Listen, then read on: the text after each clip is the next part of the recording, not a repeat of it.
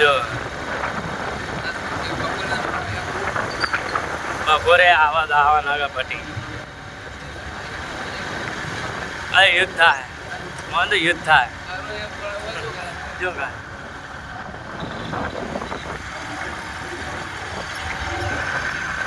રહો મળ્યો બનાસકાંઠાના આ દ્રશ્યો હવે સાક્ષી પૂરે છે કે ગુજરાતમાં પેટ્રોલ અને ડીઝલ ક્યાંક ને ક્યાંક ખતમ થઈ ગયું છે. શું છે સમગ્ર મામલો તેના વિશે વિગતે ચર્ચા કરીએ. નમસ્કાર, હું છું પ્રથમ મોદી, આપ જોઈ રહ્યા છો નિર્ભય ન્યૂઝ. ગુજરાતમાં પેટ્રોલ અને ડીઝલને લઈ છેલ્લા કેટલાય દિવસોથી અત્યારે ખેડૂતો અને સામાન્ય જનતા ત્રાહિમામ પુકારી ઉઠી છે. ત્રાહિમામ પુકારી ઉઠવાનું કારણ એ છે કે સરકાર તો અત્યારે ઘોર નિંદ્રામાં છે. સરકારને તો કોઈ ફરક નથી પડતો, એમ જાણે સરકાર અત્યારે વર્તન કરી રહી છે. છેલ્લા કેટલાય દિવસોથી ખેડૂતો છે અને સામાન્ય જનતા છે પેટ્રોલ પંપ પર લાંબી લાંબી લાઈનો લગાવી રહ્યા છે. સરકારને કહી રહ્યા છે કે જો ખરેખરમાં પેટ્રોલ અને ડીઝલની અછત હોય તો એકવાર કહી દો તો અમને ખબર પડી જાય કે ખરેખરમાં ગુજરાતની અત્યારે પરિસ્થિતિ શું છે.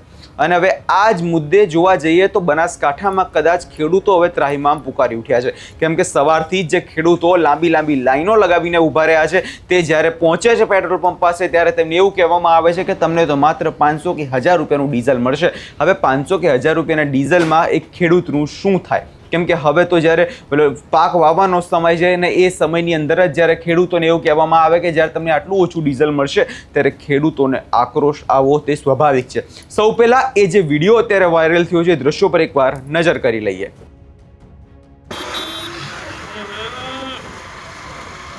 ટ્રેક્ટર મૂકીને જતા રહ્યા, બોલો આ રહ્યા જોયા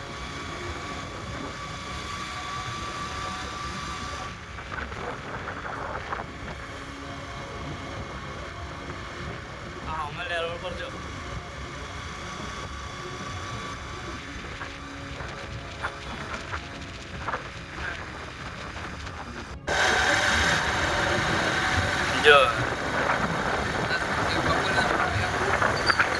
બપોરે આવા નાગા પટી આ યુદ્ધ થાય મને તો યુદ્ધ થાય જો કા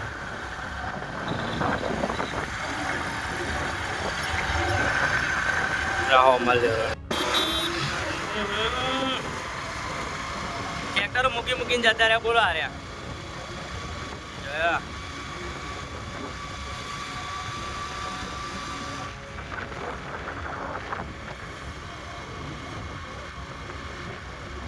રોડ પર જો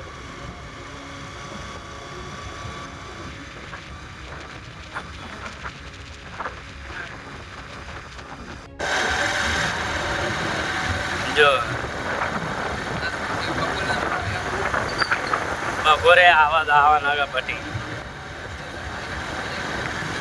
આ યુદ્ધ થાય મને તો યુદ્ધ થાય જો કા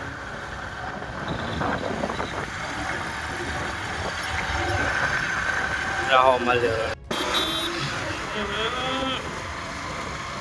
ટ્રેક્ટર મૂકીને જતા રહ્યા, બોલો આ રહ્યા જોયા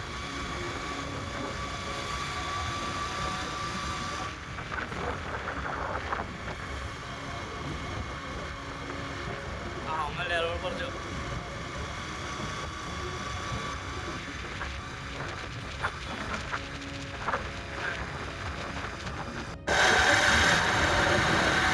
જો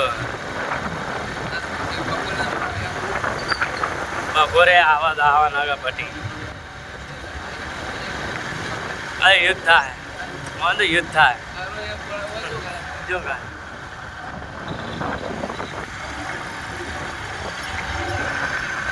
રહો મળ્યો.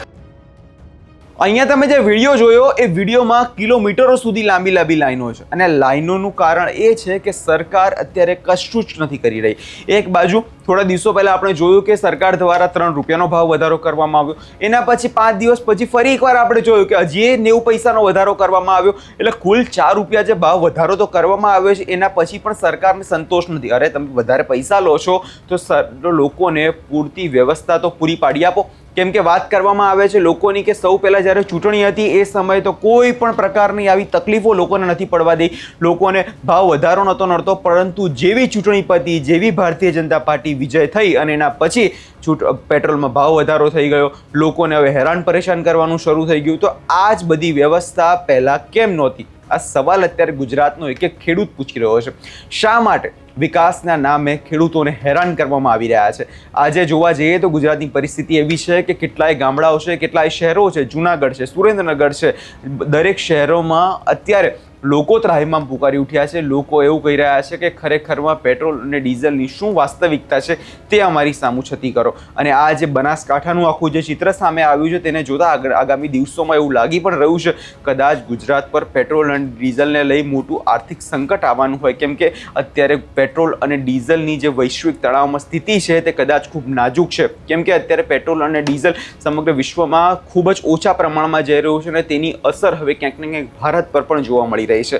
આ વિષયના લઈને તમારો શું અભિપ્રાય છે અમને કમેન્ટ કરી ચોક્કસથી જણાવજો અને અમારી ચેનલ નિર્ભય ન્યૂઝને લાઇક, શેર અને સબસ્ક્રાઇબ કરવાનું ભૂલશો નહીં.